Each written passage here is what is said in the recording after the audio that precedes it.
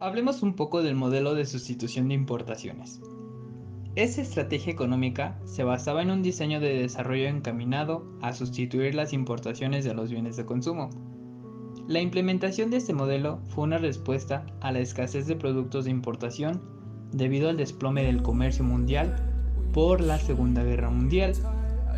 Esto fue reforzado por una participación mayor del Estado, instrumentando políticas de fomento industrial, la asignación de gasto público para aportar infraestructura, dotación de materiales con subsidio y estímulo impositivo. El Estado mexicano se adjudicó como deber la tarea de impulsar el desarrollo económico. Además, una política de comercio exterior representada por permisos previos de importación, protección arancelaria y control de las importaciones, fomentando las exportaciones. Este tiene como objetivo que la nación dependa menos de la comercialización de sus recursos naturales. Con esto, el gobierno reduce impuestos y otorga financiamientos a actividades que agregan valor a los bienes primarios.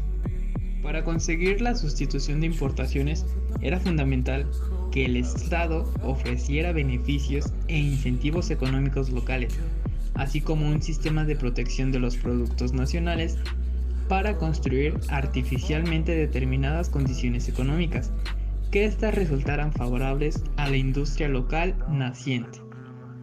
En ese sentido, era un modelo de crecimiento desarrollista enfocado en el crecimiento puertas adentro. De allí que las principales medidas y estrategias de la sustitución de importaciones fueran cuantiosos subsidios a los productos locales, especialmente a la industria. Imposición de impuestos, aranceles y barreras a las importaciones. Evitar o dificultar las inversiones extranjeras directas en el país.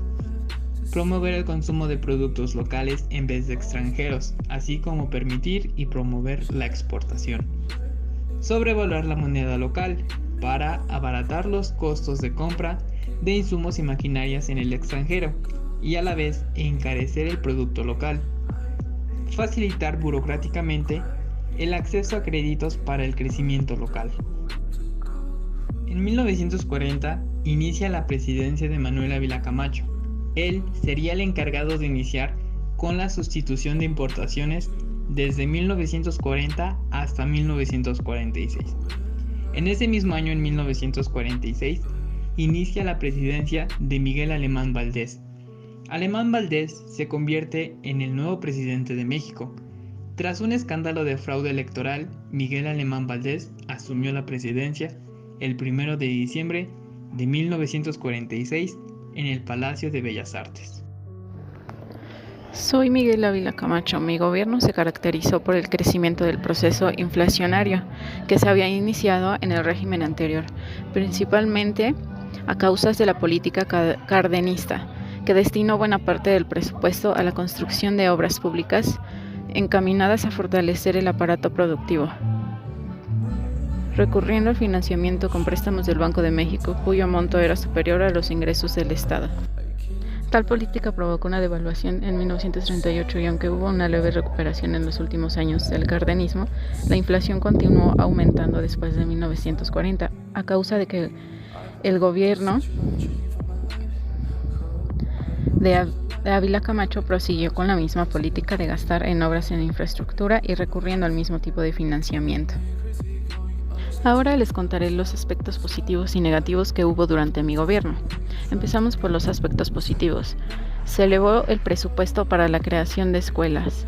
2. Se fundó el Instituto del Seguro Social. Se decretó la congelación de rentas en beneficio a las clases populares. Aspectos negativos. El término del programa bracero tan empírico dio pie al crecimiento desmedido de los llamados mojados. La moneda se devaluó, creció la inflación, motivo por el que se solicitó préstamos al Banco de México. Hola, soy Miguel Alemán Valdés, expresidente de México, y mi gobierno duró de 1946 a 1952. El modelo que desarrollé formó las bases que permitieron que México sobresaliera en el contexto latinoamericano durante décadas. Es decir, impulsé un tipo de desarrollo económico que benefició al Estado, Las estrategias que impulsaran el desarrollo protegían el mercado interno y el impulso de la industrialización, esto para sustituir las importaciones. De igual manera, orienté a potenciar las distintas actividades productivas, tal como las de las materias primas nacionales.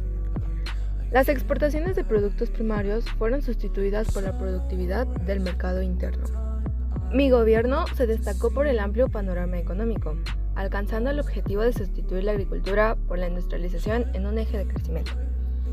Esto propició que el nivel de urbanización en el país creciera, un impulso para la modernización económica. Ahora hablaré sobre mis aportaciones, tanto positivas como negativas. Las negativas. El peso mexicano fue devaluado y pasó de 4.8 a 8.6 pesos por dólar. También hubo represión de manifestaciones obreras.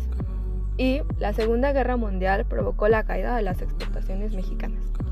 Ahora, las positivas, apoyé al turismo nacional. Otorgué el derecho a que la mujer votara. Y la construcción de carreteras y modernas vías férreas, escuelas y otras instituciones educativas como la ciudad universitaria. De Miguel Alemán Valdés debemos de decir que se otorgó el voto a la mujer a nivel nacional. Durante su administración se creó el Instituto Nacional Indigenista, entre otros, tales como el Instituto Nacional de la Juventud y el de Bellas Artes, así como la Dirección General del Turismo de la Secretaría de la Gobernación. Fueron creadas diversas obras de infraestructura con las que México ingresó a la modernización industrial, como lo es la carretera panamericana de Ciudad Juárez, Chihuahua, a El Ocotal, Chiapas, con un trazo de 3.446 kilómetros. Se construyó la ciudad universitaria, el Auditorio Nacional y el Aeropuerto Internacional de la Ciudad de México. Durante su mandato se erradicó la viruela e inició la campaña de vacunación contra la fiebre aftosa. Se fortaleció la Comisión Federal de Electricidad y de los sistemas de riego del país, así como la modernización de ferrocarriles nacionales de México. Apoyó mucho el turismo, particularmente fomentó la creación de Acapulco como destino internacional. Durante su sexenio, el territorio nacional de Baja California Norte se transformó en estado. Más aspectos negativos que positivos, pues hubo una gran corrupción, la devaluación del peso, un autoritarismo asfixiante, la represión de grupos comunistas y la crisis ganadera de la fiebre aftosa. De Manuel Ávila Camacho debemos de decir que se amplió la red de carreteras para conectar ciudades importantes. Se construyeron vías férreas en diversos lugares de la República Mexicana. Se ampliaron las redes de correo y telégrafos. También se edificaron obras de riego, como presas y canales de riego. Por otro lado, se fundó la Secretaría del Trabajo, se canceló la educación socialista y se creó el Sindicato Nacional de Trabajadores de la Educación, CNT. Por último, hubo un acuerdo comercial con Estados Unidos. Mediante el convenio con México, el gobierno de Estados Unidos tendría la venta exclusiva de toda la producción exportable de materiales estratégicos para la guerra y de fibras duras. En cambio, Estados Unidos se comprometería a vender a México productos necesarios para su desarrollo industrial. ¿Qué tranza, bandera? Para Raúl Prebisch, la economía mundial a finales del siglo XIX y hasta principios del siglo XX se caracterizó por un tipo de globalización muy específico, al igual que para Hobsbawm, que denominó a esta época la era del imperio, la cual corresponde al periodo globalizador que va de 1875 a 1914. La economía mundial estaba determinada por la influencia de países capitalistas desarrollados, en donde la mayor parte del mundo, principalmente África y el Pacífico, fue dividida entre un puñado de países. Algunas partes del mundo se mantuvieron independientes, pero representaban zonas de influencia. Es posible considerar que la economía de este periodo global, debido a que penetró en todos los rincones del mundo, se observó un aumento notable respecto a periodos anteriores en el número de transacciones internacionales, así como un flujo más intenso de productos, dineros y seres humanos. En esta época existió una parte de los imperios para poder desarrollar las nuevas tecnologías hoy en día, particularmente las relacionadas con la navegación y los ferrocarriles, donde se intercambiaba estaño, caucho, petróleo, cobre, aleaciones para el acero, entre otros. Entre este proceso de mundialización de la economía se concibió a América Latina como la proveedora a nivel mundial de este tipo de bienes primarios. Las economías coloniales complementaban a las economías de la metrópolis y por tal motivo fuertemente sus economías. Y bueno, Como conclusión, a pesar de que este modelo buscaba hacer a México un país autosuficiente, fracasó, debido a que la estructura económica era incapaz de estimular las exportaciones. Más fácil era dependencia fuerte con el extranjero, además de que la heterogeneidad estructural implicó que algunas zonas se desarrollaran más que otras y se usaran únicamente como proveedores de materias primas, lo que conllevó a la migración y exclusión social de una parte de la población mexicana.